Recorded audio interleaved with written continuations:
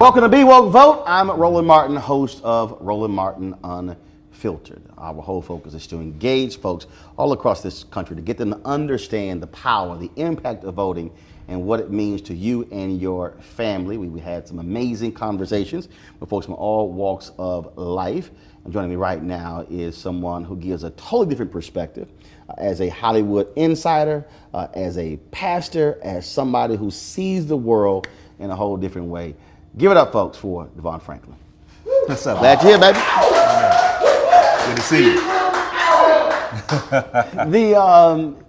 you. It's interesting when we talk about Hollywood, faith, and politics. Yeah. Because we've always had faith involved with politics.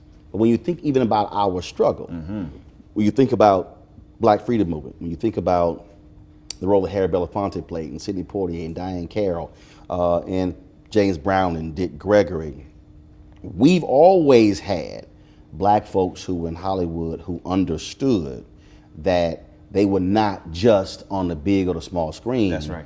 They were also Ruby Dee, I.C. Davis, I can go on and on. Paul Robeson. They understood we got to use this thing we got. That's right. To make change. Absolutely. And the thing about it is, especially now, you know, when the stakes couldn't be higher for where we are as a country, where we are as a culture, when you have the platform in entertainment, I do believe it's important to use it, because the same people that will buy the movie ticket or stream the album or go and support the book, they're the same people. They're voting for what they want to see in entertainment. And now, to me, it's about using the platform to say, hey, it's not just about an entertainment vote, it's about a vote that actually is going to affect the very trajectory of your life. I remember reading a piece where Dr. King said to Sidney Poitier and to Diane Carroll, no, we need y'all doing what y'all do. We need, you are helping the race by what you're doing on that screen. And there were people who were critical of them because they felt they should have been as involved as Harry Belafonte or Dick Gregory. And the reality is, like, so even today, the reality is everybody is not going to be as active and involved as Kerry Washington or Jeffrey Wright. They're going to be those people who are going to be raising money. They're going to be those people who are going to be publicly raising money, others who are going to be privately raising money. But the thing for me is you got to do something. Yeah, no matter what it is. And I think that's also one of the challenges, is that too often we will look at others and make a judgment on what they shouldn't do. I think we all have to operate based on our convictions, right? And that conviction, especially when it comes to being politically active, is going to take a different shape in each individual relative to who they are, their platform, their background, so on and so forth. But I agree with you that we all, especially in this moment that we're living in, should feel compelled, no matter what our sphere of influence is to do something to help make this thing different. Look what just happened with Taylor Swift. Exactly. So here is Right. here is a young white woman from Tennessee Yep. who had look. I'm not going anywhere near politics. Everybody, we all good. We love everybody. But all of a sudden, she's like, "Hold up, The stakes are too high." So she goes, and what got me was, and I will give her credit. She didn't just say, "Oh, hey, I just need y'all to vote." She said, "No." She did her homework. She said, "I'm looking at this man." Yep. The former governor of Tennessee. I'm looking at Blackburn, who's Yep. member of the House, and she's like, "I'm sorry, just because she's a woman Doesn't make she her- says she's yep. against the things that I stand for, and I'm voting for this man." And there's 100,000 New voters. Just from that. in like a 48-hour period. But here's the thing. How much effort did it really take her to do that? Not much. It was an Instagram post. Instagram post. So the idea that it's really hard, it's really not. You do the post, boom, boom, your influence will speak for itself. So I think what she has done, if you look at what Rihanna recently just did this week, and posting on her social channels about, hey, you got to get out and vote. I love what we're seeing, because it just takes one person like that to say, hey, before I wasn't going to get involved, now I realize I have to get involved, and it becomes a snowball effect. See, because the thing for me is, as I look at, I look at these massive followings. I mean, you look at these numbers, and the thing is, it's like you can forget. Well, can you move the needle? No, they can't move the needle. That needle can thump. Moving the needle, if it just kind of It's like that. Okay, move the needle. No, it's like if it was a VU meter, they could go boom, Boom. Yeah. And yeah. so my deal is, if you're sitting here spending so much time tweeting and posting about alcohol or about a pair of shoes or whatever, you literally are sitting there and you can, impact change, but you just got to have the courage to actually have some guts and do it. That's right. And I think sometimes where the fear comes in is, what's it going to do to my audience? What's it going to do to me? Is it going to take opportunities away?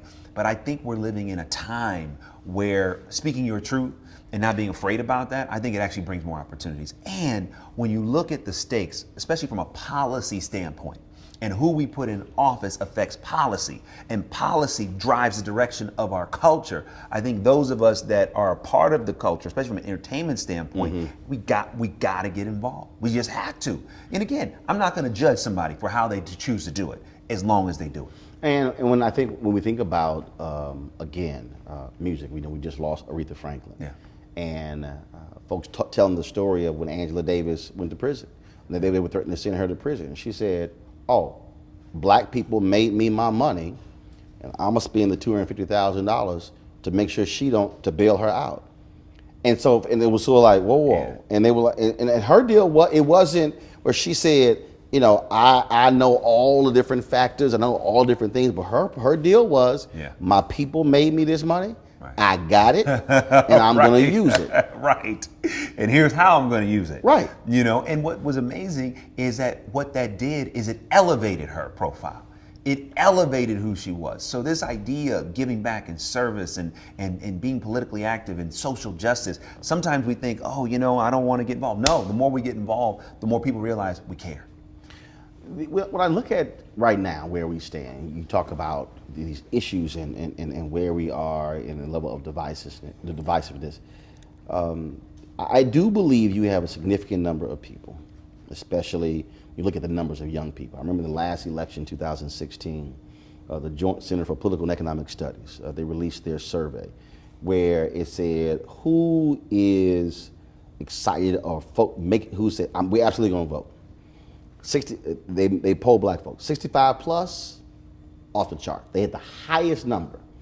Literally, it went from 65 plus is where they started, and as you went from 65 plus to the next group, which was like 48 to 65, and then you went from 30 to 47 or whatever. That bad boy was dropping, and the lowest number was 18 to 29. And I never forget what Jesse Jackson Jr. said once. He was in Congress, and these young folks came to him, and they were like, "Man, if you don't do this, we gonna vote your ass out of office." He said, "This is what he said." He told them, he said, quote, he said, "I don't give a fuck what none of y'all think." He said, "Let me explain something to y'all." He said, "You see that building right there?" He said, "See that high rise? That's senior living." He said, "That's who gonna put me in." He said, "I don't give a damn what y'all saying. They gonna vote." He said, "I'm gonna go in that building." He said, "And I'm gonna get every vote in that building." He said, "Now if you want to get my attention, I want you to go get the number of people who are your age to equal them." And he wasn't just like I'm dissing y'all because you're young. He's saying his deal is like it was. They will vote. They gonna turn out, right, and the numbers prove it. Roland Martin Unfiltered video in just one moment. You want to support Roland Martin Unfiltered? Be sure to join our Bring the Funk fan club. Every dollar that you give to us supports our daily digital show. There's only one daily digital show out here that keeps it black and keep it real. As Roland Martin Unfiltered. Support the Roland Martin Unfiltered daily digital show by going to RolandMartinUnfiltered.com. Our goal is to get 20,000 of our fans contributing $50 each for the whole year. You can make this possible. RolandMartinUnfiltered.com. Now back to your Roland Martin Unfiltered video. And it kills me when I say, I'm sorry, if you are now, millennials are the largest group in America. They're now larger than baby boomers. And if you don't use your power, they will run you over. Completely. And I think that's why what we're seeing so much, especially when you look at who's controlling the country and how the country is being controlled, it is because the powers that be and those that know how the system works are taking advantage of the system for their own interests. So part of it when it comes to this millennial generation is education. You got to understand why it's so important, understand what's really at stake. So the things that you're seeing, that they may be seeing right now that make you angry, here's how you can affect change. And what I love is that what you're seeing, what's coming out of Parkland, is these younger group, of millennials becoming much more politically savvy, much more politically activated and organized. Right. Organization is key. It's like, an ant by itself can't do anything, but ants working together, can do things well beyond their own capacity. And I think the same thing goes for this younger generation to become united and activized on what's happening. And what I love what you're seeing right now is that when you look at a Taylor Swift, right, or you look at a Rihanna, or you look at those like a Kerry Washington, this generation, which gets so much inspiration from entertainment, this generation is influenced. I mean, every generation has their influence. Yep. But I would argue, by and large, when you talk about Harry Belafonte, or you talk about, how it was, in the 60s, 70s, and even 80s, there was, you had the entertainers, you had the church, you had the activists. In our day and time, the church is somewhat losing its influence. Entertainment influence is growing. The activists are losing their influence. So where do most, this younger generation go? They go to entertainment. And so the influencers' entertainment can actually move the needle. And when you see people become active, I love how this younger group of people are saying, wait a minute, we don't like what just happened with Kavanaugh. We're going to do something about it. We don't like the fact that there's no gun control. We're going to do something about it. And I do think that as tragic as these events are, they are becoming more galvanizing to get this younger group of voters, which is so influential, to get out and do what we know they can do, which is to help move the needle in a massive way. You mentioned the I don't like to use the word the waning influence of the church. Yeah, I hear you. And because first of all, the influence of the church is still significant. I believe, and look, my wife has been ordained for 25, 26 years.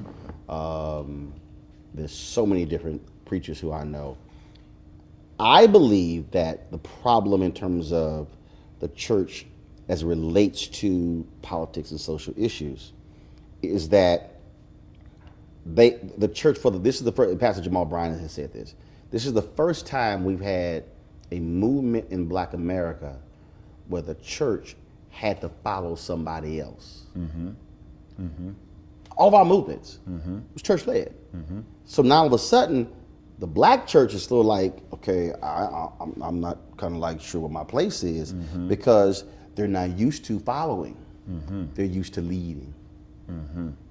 And that's why I think it's sort of right now it's out of sort because the Black church has never been in that position before. That's a good observation. Yeah, I can see that. But I also think that when you look at how the culture has been moving, right? When you go back, and you look at, okay, there was Jesse Jackson, there was Al Sharpton, there were not only just Martin Luther King, but Reverend Abernathy. There were so many major voices coming out of the church that it wasn't about growing the church. Right. You know what I mean? It was about the people. It was about the people. It was about our church is the people. Right. Our church is the community. So I can't tell you how many people Reverend Dr. Martin Luther King had at his church. I have no idea. Right. We don't. I mean, okay. It's actually, first of all, Ebenezer was an extremely small church. I've been to Montgomery. Yeah. And Dexter Avenue was an absolutely small church. I mean, I'm standing in front of it. I'm like, wow, this ain't no big church. I mean, it was not a big church at all. But the mentality of ministry at that time wasn't like, hey, I'm trying to build up my block. I'm trying to help the community and save the world. And I think that too often there's been this mentality shift at times of, hey, we're building a local church, which is fine. Listen, I love the church, right? I was been raised by the church. I'm a part of the church. I love it, and it's one of my favorite things in life. However, I do think too often coming out of the civil rights movement, and moving into the affirmative action moment, what would happen is we began to look internal instead of external. So as a result, when we look at culture, maybe you're right. Maybe it's not a waning influence, but maybe that influence is being mitigated a bit because the voices within the community, maybe we have to say, you know what, listen, if I got 5 members or I got 5,000 members, at the end of the day, what are we doing for the people at large? Yeah, because I think when you talk about, so like even though Dr. King was at Dexter Avenue, even though he later returned to Ebenezer, he was actually seen not as the pastor of this church, but the pastor of Black America. So when you begin to look at in terms of those roles, when you look at in terms of how Reverend Jackson continued what Dr. King started with Operation Breadbasket, turning that thing into the Rainbow Coalition, and the things that he was doing, he said, no, I'm going to be operating on a national and international stage. And it's stunning to me when I see these things take place. And I look at individuals who have national religious profiles who say nothing. And it's sort of like, okay, so to your point, is it just about your church or the 2 or 3 churches or the 4 churches under your wing? It's like, do you not see yourself as even bigger than that? Do you not see yourself as beyond that? And I think that also is where this thing plays as well. And it's troubling because these are individuals who, just like the entertainers, have tremendous influence. Yes, without a doubt. Won't use it. Without a doubt. Won't. No, I don't want to. I don't want to. I don't want to upset Republicans. I don't want to upset Democrats. I don't want to be in this game. And I'm sitting here going, yeah, you're here to save souls, but those same souls need to be owning homes. Those same souls are concerned about not being able to get a job. Those same souls are concerned about whether my kids get an education. And so, and so that's just it. I think that's where I also struggle, because it's like, dog, are you gonna say something? Right. I know. But the thing that I see happening, because there are, when you look at the Kavanaugh situation and so many other things playing themselves out in front of the entire world stage, at a certain point, if you stay silent, then that silence will be viewed as being complicit. Yep. in this day and age, given what's going on. It's like, sorry, none of us like to be on either side, right? Because we're all humans, no matter what we may believe, right? We're all God's children, no matter what side of it we may be on. However, there is a war at stake for our culture, for our community, for the vibrancy and the health of our families. And we do have to roll up our sleeves now and participate and fight, because if we don't, lives will be lost as a result. So I'm going to ask you about Paula White. Okay, all right. Here we go. We're going to get woke. So there were some things that she said on Jim Baker's show, and I blasted her. And that comment I did on Tom Joram, I did on my television show. At millions of views. And so she sends me this email. Take it out of context, oh my God, I'm out of the country. And I said, Paula, when you get back, we need to sit down and have a conversation. You need to sit down and explain this. The position that I took is that would nobody know Paula White if it wasn't for black people? That is true. You made your name by being on BET, by preaching at Woman Thou Art Loosed. You just took over Zachary Tim's old church. You took over as a black church. Okay, you can call it multicultural all you want to. Black church. I mean, all that sort of stuff along those lines. And here you are leading Trump's faith-based group. And my position is, fine. I don't care who, you can support whoever you want to, but you also need to be accountable to the very people who made you you. Folks, back to our Roland Martin Unfiltered video in just one moment. Hey fam, I want you to like, share, and subscribe to our YouTube channel, youtube.com/Roland S. Martin. And don't forget to turn on your notifications. Now back to your Roland Martin Unfiltered video. Matter of fact, when we get done, I'm gonna send another email. I'm gonna send another text message. Because my deal is, you need to explain to me and to the other audience how you call yourself an evangelical leader. And you're silent when he's out here acting a fool, trashing people in rallies and on social media, but you're standing next to him. Is a conservative Supreme Court justice worth all of that? What do you make as someone who preaches the gospel and you see silence of white conservative evangelicals in what's happening in this society? I think part of what it is that my observation is that sometimes, especially in the community, that there is this idea that if I'm vocal, right, or if I say something about an issue, instead of saying, hey, we're all part of the body of Christ. The Bible says, it doesn't matter, we're all part of the body, right? But what happens is, unfortunately, in the church, there is that segregated as the culture and the community in the world, in the country used to be. So still in the church, there are dividing lines between, this race is over here or this race is over there. And there certainly is intermingling. But at the end of the day, sometimes what I've observed is that those on this side of it, sometimes on the white evangelical side, sometimes say, one, I don't want to get involved because of the cost that may come with that. Or two, I'll pray for them, right?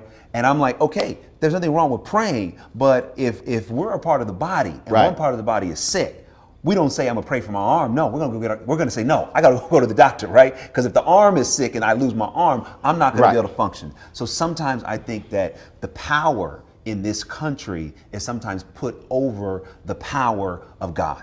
So that sometimes having power in the country is what's number one, and then the power of God is number two. Because truly, I think if we all were seeking God's power, at the end of the day, if we saw our brother or sister hurting, if we saw our communities, being disparaged, as Christians, no matter what our race is or part of the religious sphere we would be on, that would be our heart. Our heart says, Jesus says, if you did this to the least of these, you've done this to me. So sometimes I see, the dividing line between those of color in the Christian space and those, of not of color in the Christian space, and there being a little bit of apathy, a little bit of fear. And also I think there is, and this may sound ridiculous, but I think part of it is just a lack of communication and understanding. Even though we're in 2018 as people of color, there are a lot of people not of color who do not still understand the people of color experience in this country. Right.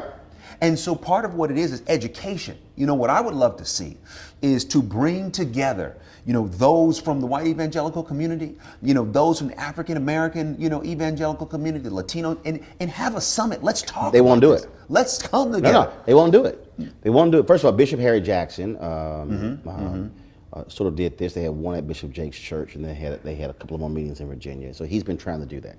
But Reverend Dr. William J. Barber, he, along with Jim Wallace and others, they've issued a challenge to Jerry Falwell Jr., to Robert Jeffers, to Ralph Reed, to Tony Perkins, to Paula White and others. They won't accept the invitation. Now see, again, that's where for me, I've got to question and or challenge your faith. Because if your position, if you're Jerry Falwell Jr., and you're leading Liberty University, and you're always talking about Jesus and God, this and the other, why are you scared to sit across from the table from somebody with a different view? I don't know. Show me how that's leadership. When Dr. Barber and others, they've got a rally in Lynchburg, and you have the Liberty University Police Department send a statement: if y'all step foot on this campus, you will get arrested. But you're a Christian leader. That is a problem for me. And it really behooves to me when I see those type of things, it just makes me more galvanized, you know, as a man of faith, to put a different perception and reality of what it means to be of faith in the culture and the community.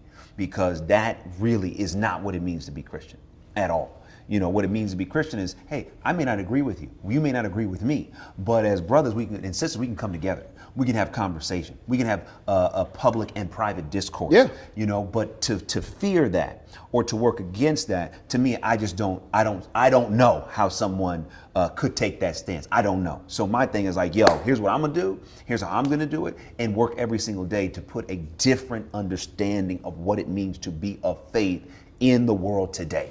When a group of black pastors met with Donald Trump at the White House, it was supposedly about criminal justice reform. But in Trump's opening statement, he mentioned about 10, 12 different issues. And one pastor in the meeting talked about how, you know, Trump has done more for black people than Obama ever did. And I listened to all those different pastors as they went around that particular table. And I wrote a column afterwards where I said, What do you say? And I said, when you go to the White House, are you enamored with getting the invitation, or do you bring your prophetic with you? The prophetic has to always supersede the partisan. I said, you can go through the Bible, and when individuals messed up, the prophets let them know you messed up. The prophets were not afraid of the king. They were not afraid of David. They were not afraid of any of them. And that's what offended me, that here you are a preacher, you are a pastor, you are speaking and teaching the gospel, and you're sitting there with the president. And not one had the courage to say, look, I appreciate the invitation. I appreciate coming here to talk about criminal justice reform. But Mr. President, I need to share something with you. You need to act like the president. You need, see, but no, oh, I'm just so glad to be here. You are just wonderful. You are just what you've done to the country. No, the prophetic would say, I appreciate being here, but I got to speak some truth while I'm here. And there's some things that you need to hear from a pastor. Now, whether you want to reject it and ignore it, that's fine. But somebody at that table got to say it. That was the issue that I took with all those pastors. Not one had the guts to say, Mr. President, character matters. How you behave matters.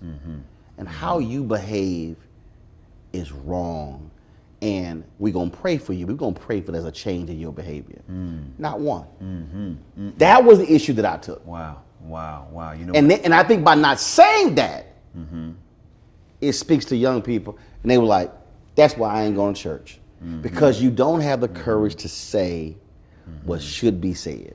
All right, folks, back to that Roland Martin Unfiltered video in just one moment. Hey, fam, want to check out Roland Martin Unfiltered? The blackest show on all of digital, cable, and broadcast. Check out our audio podcast.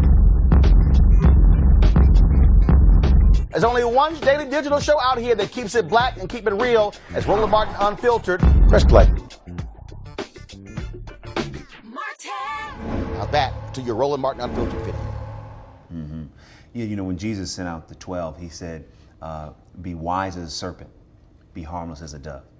And in moments like that, and you know, it's like when you're dealing with politics and you're dealing with different people who have different agendas, part of it is sometimes before you even get in the room or before you're going to meet with somebody, you got to do your prep. You got to say, okay, this person is working an agenda. They have a certain degree of power. They have constituents, whatever it may be. Right. Let me do my prep before I get in the room so that I'm prepared to handle it. Because when you're going to someone else's turf, they control the environment. Right. So that is one of the biggest turfs in the world. Oh, yeah. So part of it is like, okay, I'm being invited to whatever the situation may be. I'm being invited. Okay, let me spend some time. Let me get my team together. Let me get my talking points together. Let me get some strategy in place so that when I'm in the room, I've prepared myself to maneuver and to handle and to respond to certain situations. And I'm sitting there going, the cameras are rolling. It's 12, 15 people in here. If I'm number 13, 14, 15, by the time they come to me, I should have figured out something to say that, well, I done sat and listened to what all the other fools had to say and did nobody give any challenge to him, and those cameras are there, and this is about to be broadcast all over the world. I better send a signal to my members that I'm willing to say that what needs to be said sitting at the table. And that's why a lot of them got criticized when they came back, because it wasn't that you went to the meeting, it was that you didn't say nothing. Right, it's not about the table. It's like, hey, you know what? You had access, cool. But I think also, again, it's like, and some friends of mine were there, and look, I love them dearly. Hey, and the situation happened, and we move on. But the thing I thought was I thought would have been handled differently was this.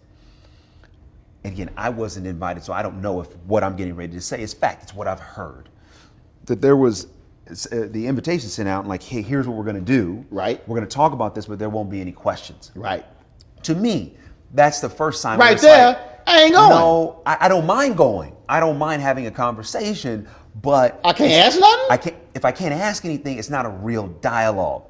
Right. It's just not real dialogue, because a real dialogue requires questions and answers and responses, because we're here seeking a response for how we can bring light to this particular issue. So to me, that might have been the first red flag, if in fact that is true. No. First of all, it is true, because there was a pastor who was invited who called me for counsel. And I said, hell no, don't walk in that room. Because again, if I can't, look, I've been invited 3 times with the television anchors to sit the luncheon with Donald Trump, and it's off the record conversation, and we get to ask questions. If you told me I was invited to an event at the White House and I didn't get to ask questions and all he gonna do is sit there and talk, I'm not going. No, right. I need to be able to sit here and what am I gonna walk out and describe? His demeanor, what he looked like, how did he eat his salad? It's not a conversation. No, it's a lecture. It's not a conversation. It's like how, for a lecture, I can watch that on TV, but there's a real opportunity for dialogue, for questions, to get answers, to understand, to also provoke thought, to say, hey, what about this? Why is this? To me, that would be positive and potentially productive discourse. And I do think the positive thing that I think came out of that, going back to our part of the conversation about the influence of the Black church, is I think or the church in general, it shows the church has a voice, but what are we doing with it? How you using it? And how are we using it? Because some of the ministers, again, some of my friends that were in the room, I do believe their intention was sincere. They weren't there, just to be on the stage. Be there for the photo op. Yes, completely. Their intention was good, but I think that sometimes, again, the forces that work against the positive things that we're trying to do, if we are not prepared we are not unified, those forces can disrupt even the best intentions. And if you ain't ready for the big stage, don't go on the big stage. If it's entertainment, if you ain't got enough hits to sing on the Essence main stage, go on to the Super Lounge. Get ready. That's right. Prepare yourself. That which is fine. Right. But that main stage is a whole different ball game. Yes. That's a beast. Yes. And I think that also what was one of the cases there. What would you say to a young person who says, "Look, I'm trying to change our society. I'm trying to change this world. Man, I ain't got time for this church stuff. I just don't think y'all legit." Oh man, I would say, just because you see an artist in music that you don't like, do you stop listening to hip hop? No, it's like ridiculous. You see one artist do something that is what their choice was, has nothing to do with the whole industry or the whole art form of hip hop. You don't throw out hip hop. So the same way, if you see an artist that you don't like do that, I would ask you, don't do the same thing with the church. Because just because you see one minister, one man or woman do something that you don't agree with, don't use that as an excuse to demonize an institution that could actually help save your life. I am who I am because I was raised in the church. All the things that I'm able to do in the world are directly related to being brought up in a healthy church environment where I learned how to develop my gifts. I learned how to communicate. I learned how to deal with other people. I learned how to lead. All of those things that help me and other people become successful in society, you can learn in the church. So I would say to somebody that's young, I would challenge them. Everything that's in you, if you're trying to get it out, get into a good church, because that church will be a fantastic incubator for all the gifts that are in you. And when you find the right church, you will find that the others that you may have been looking at were the wrong people to look at. In any profession, I don't care what it is, you're always going to find people that you can point out that may not represent that profession to the best of their ability. But when you find those that do, then you begin to see what it really is about. So I would encourage that young person, don't give up on God. Don't give up on your relationship with the Lord. Don't say, oh, Jesus is this, Jesus is that. No, try him for yourself and be persistent. Find the right environment that works for you. And I guarantee you that you would see that environment to be transformative. That's what I would say. All right, last task. So you run up against that person or somebody else. They can be young, middle-aged, old, whatever. And they say, but I hear you, but bro, I ain't got time for this voting stuff. It's just not. I don't think it's worthwhile. And all you got is 37. You and Megan may be trying to get in the car. Y'all might be trying to get settled on an airplane. You may be trying, and all you got is 30 seconds. What do you tell them in 30 seconds why they need to vote? Go. I would say in 30 seconds, you need to vote because at the end of the day, when you look at the quality of your life, when you look at the things you want to see happen, not just for yourself, but for your children and your children's children, if they do not happen because you chose not to exercise your vote, do you have the courage to look in their eyes and say, I didn't have enough time? Sorry, you don't have health care. Sorry, you don't have a living wage. Sorry, you don't have the money to go to school because I chose not to vote. And if the answer is you cannot look in their eyes, then I ask you the question, how can you not vote? That was 31, but it works.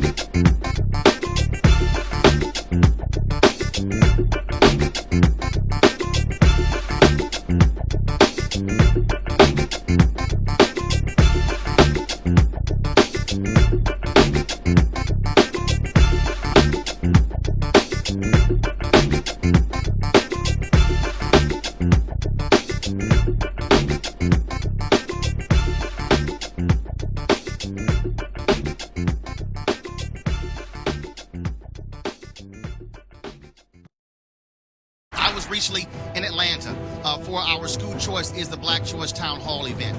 There was an elementary school in Atlanta, folks. This is a black elementary school. 5% of the school's students were reading on grade level. I'm gonna repeat that. In Atlanta, 5% of the children were reading on grade level. So you then have to ask the question, what's gonna happen when they're in middle school? What's gonna happen when they are in high school? Will they ever be able to catch up? Will they be consigned for the entire life of being behind?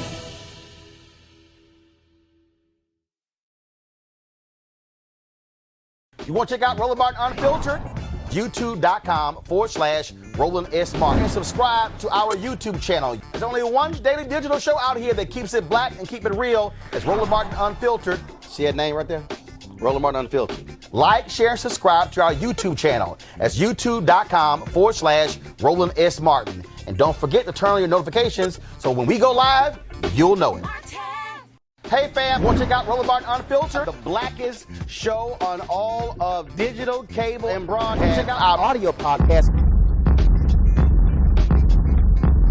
There's only one daily digital show out here that keeps it black and keep it real. It's Roland Martin Unfiltered. Press play. You want to support Roland Martin Unfiltered? Be sure to join our Bring the Funk fan club. Every dollar that you give to us supports our daily digital show. There's only one daily digital show out here that keeps it black and keep it real. It's Roland Martin Unfiltered. Support the Roland Martin Unfiltered daily digital show by going to RolandMartinUnfiltered.com. Our goal is to get 20,000 of our fans contributing $50 each for the whole year. You can make this possible. RolandMartinUnfiltered.com.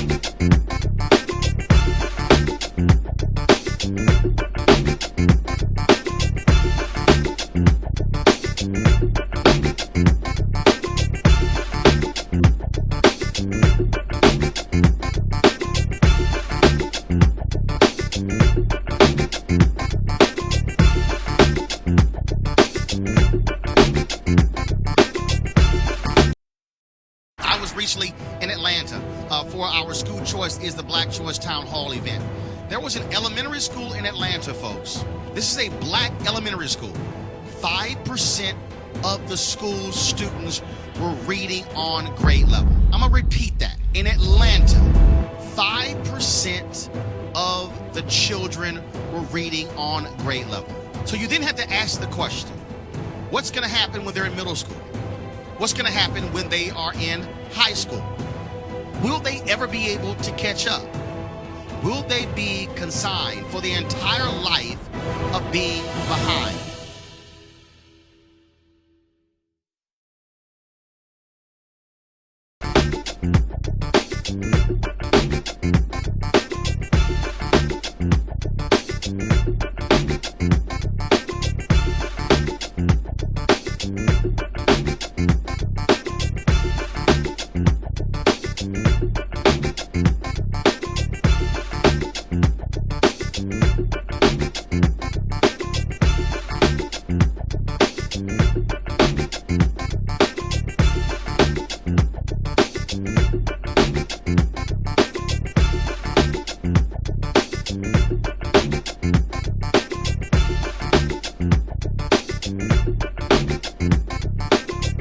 Hey fam, want to check out Roland Martin Unfiltered, the blackest show on all of digital, cable, and broadcast. Check out our audio podcast.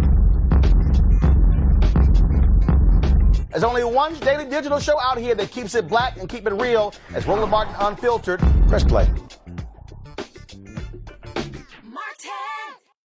You want to support Roland Martin Unfiltered? Be sure to join our Bring the Funk fan club. Every dollar that you give to us supports our daily digital show. There's only one daily digital show out here that keeps it black and keep it real. It's Roland Martin Unfiltered. Support the Roland Martin Unfiltered daily digital show by going to RolandMartinUnfiltered.com. Our goal is to get 20,000 of our fans contributing $50 each for the whole year. You can make this possible. RolandMartinUnfiltered.com.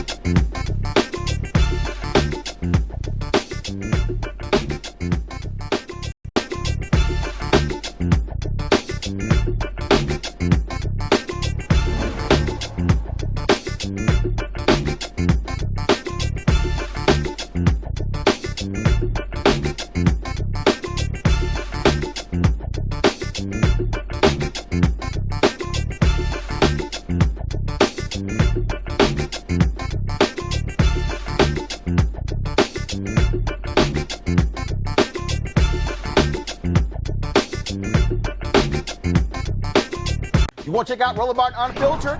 YouTube.com/Roland S. Martin. And subscribe to our YouTube channel. There's only one daily digital show out here that keeps it black and keep it real. It's Roland Martin Unfiltered. See that name right there? Roland Martin Unfiltered. Like, share, and subscribe to our YouTube channel. That's YouTube.com/Roland S. Martin. And don't forget to turn on your notifications so when we go live, you'll know it. Hey fam, want to check out Roland Martin Unfiltered, the blackest show on all of digital, cable, and broadcast. Check out our audio podcast. There's only one daily digital show out here that keeps it black and keep it real. It's Roland Martin Unfiltered. Press play. You want to support Roland Martin Unfiltered?